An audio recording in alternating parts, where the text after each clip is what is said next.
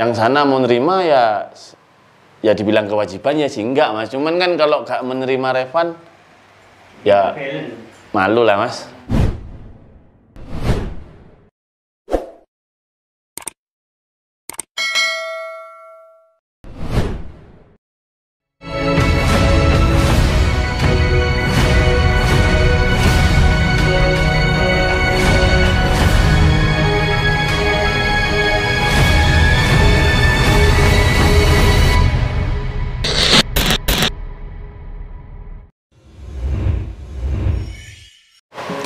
Halo guys, ketemu lagi dengan saya dari Sojin Balap yang gak pernah balap.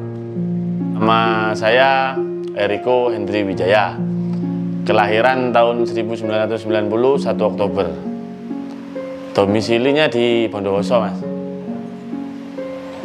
Kalau suka balapnya sih dari SMP. Sudah suka kebut-kebutan, suka ya kebut-kebutan di jalan lah dulu. Dari semenjak SMP. Sebelum Sojin sih gak ada mas. Cuman kumpulannya sama anak-anak Cempaka Racing dulu. Sojin ini sebenarnya kalau diartikan ke dalam bahasa Jepang itu artinya leluhur mas. Gitu. Kalau inspirasinya itu dari pekerjaan mas. Pekerjaan saya itu kan tembakau. Nah, di tembakau itu ada yang namanya Sojin. Sojinnya itulah yang buat saya modal buat motor ini mas gitu. Sejak awal 2019 mas terbentuknya ini gitu. Pertama kali balap lawan siapa? Dulu pertama kali balap itu kita ngelawan timnya Express mas, Codot Balap. Codot Balap, ya Codot Balap. Itu yang joki siapa? Yang joki Fadil mas, waktu itu. Apakah ada joki selain Fadil? Selain Fadil kapan hari ada, saya pakai Deden sama siapa dah? Pakai Gumbing mas. Jadi cadangannya itu mas. Kalau joki utamanya tetap Fadil, karena kontraknya seumur hidup mas sama Fadil. Selama Fadil hidup gak ada yang bisa gantiin gitu. Di Sojin Balap itu ada berapa motor mas? Selain The Neck? Selain The Neck yang sudah selesai ada satu lagi Shiba mas namanya. Shiba, terus yang lagi proses sekarang Garaga. Nama Shiba sendiri itu artinya apa mas? Kalau nama Shiba sendiri saya ambil dari bahasa Cina mas. Yang artinya itu 18. Kalau di orang Cina itu angka 9 itu melambangkan hoki. Jadi 1 ditambah 8 hasilnya kan 9. Jadi namanya hoki. Gitu mas. Kalau Garaga? Biar nyatok musuhnya mas. Sebenarnya Garaga tuh namanya apa mas? Namanya ular. Saya ambil dari namanya ular. Ularnya Naruto. Itu. Kan dia itu ularnya besar. Jadi nanti kalau ada yang nyala, nah tinggal gini. Kan ya. Gitu ya tinggal catung. Kamu nyala sama aku, tak. Nah. Biar berbisa gitu loh mas, jadi dikasih nama Garaga. Kapan silaturahmi sama Brondong mas? Hari Raya. Kalau bisa mungkin hari Raya ini saya mau ke rumahnya Brondong, mau mohon maaf lahir dan batin. Kan di lockdown mas? Kalau niatnya tulus ngapain takut lockdown mas? Kan ya. Selama si bos Tintonnya welcome sama saya datang untuk silaturahmi nggak apa-apa. Bukan persokotan tapi. Sekalian bahas. Ya mungkin sekalian bahas Revan lah dikit-dikit gitu. Iya. Soalnya pingin mas Revan mas. Mau atau enggak gitu? Iya itu mas. Kalau mau ya syukur, kalau nggak mau ya tetap paksa mas. Paksanya seperti apa ini? Kenapa? Paksanya seperti apa? Ya dipaksa aja mas. Ya sebenarnya kan dalam balap liar itu ajuan Revan itu kan berhak mas. Yang sana mau nerima ya dibilang kewajibannya sih enggak mas. Cuman kan kalau gak menerima Revan ya malu lah mas. Gitu mas. Sekarang ngomongin tentang joki mas. Joki mas? Iya. Seperti apa Mas Fadil di mata bos Eriko? Ruwet mas. Ruwet Fadil itu. Dalam ruwetnya itu dalam susah ditelepon. Ya jadi kadang kita butuh deal, jam sekian datang Din. Kadang tuh masih tidur gitu Mas. Jadi susah dihubungin roadnya itu dia Mas. Kalau konsistensinya itu jempol. Ya meskipun setting 1 harian penuh, dia lelah, dia tetap naik Mas. Dia Mas Riko. senior Mas, hebat. Memang bukan joki kuda dulunya Mas, tapi hebat ya. Nafasnya yang kayak kuda. Nafasnya kayak Iya. Jadi dulu pernah Mas, waktu mau ngelawan Brondong itu, kita setting reset motor 3 kali 24 jam Mas, gak berhenti. gimana tuh sejarah kok bisa? Ya waktu itu kan kita kan gagal tayang tuh yang di Jember. Waktu gagal tayang di Jember itu kita mau tanding ulangan karena persekotnya masih di bawah Brondong waktu itu ya. Nah terus kita ngeriset kan, ngeriset. Waktu itu kurang 3 hari mesinku jebol Mas, jebol.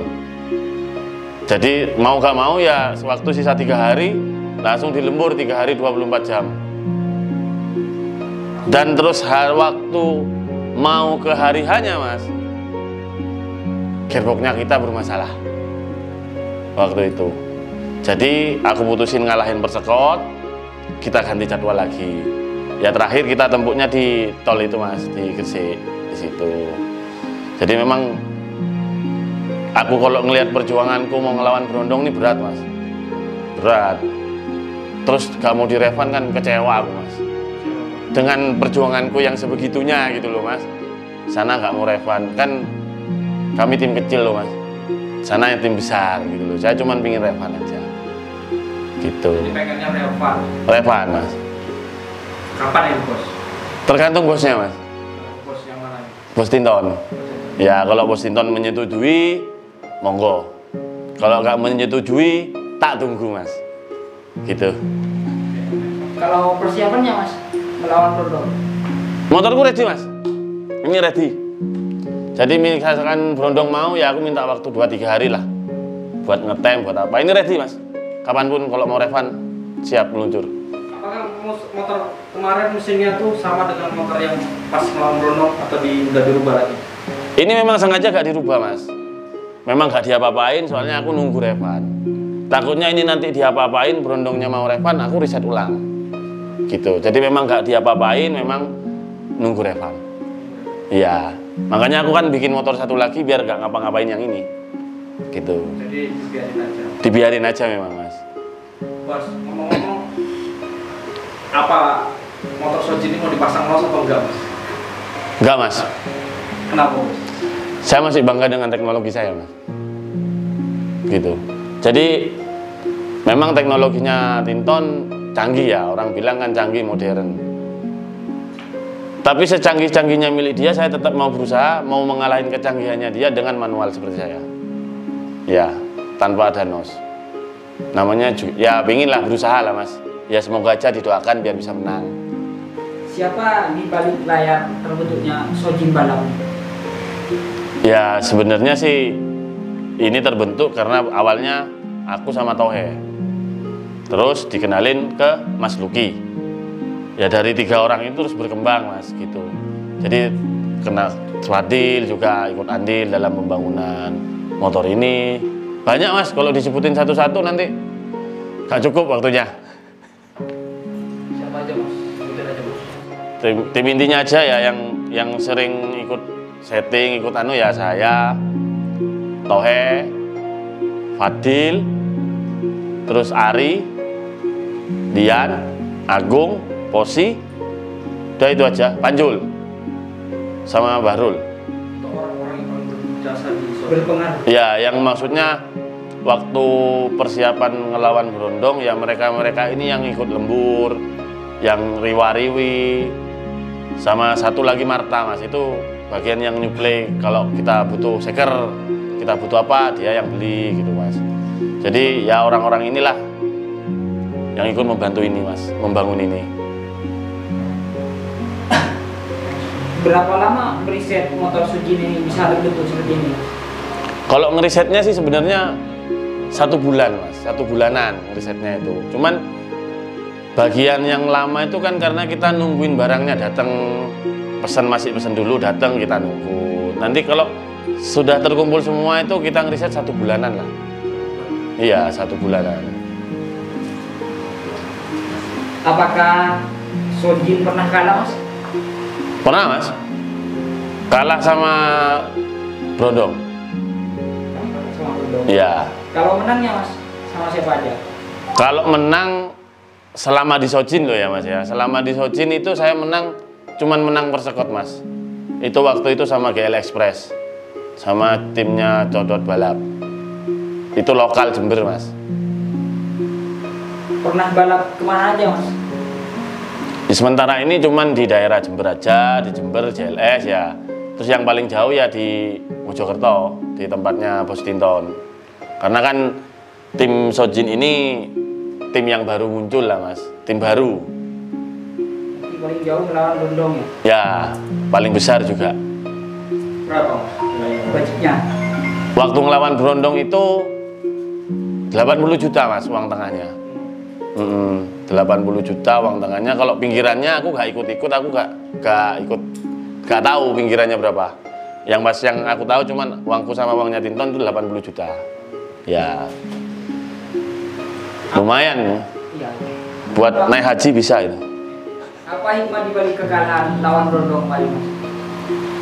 Kalau diambil hikmahnya ya selama kita mau berusaha pasti kita dapat hasil yang baik juga kok. Kemarin tuh kan kita udah usaha semaksimal mungkin, cuman lagi hasilnya yang kurang baik. Ya saya dengan kekalahan ini malah saya tambah semangat gitu loh, Mas. Tambah bikin saya penasaran. Gitu aja.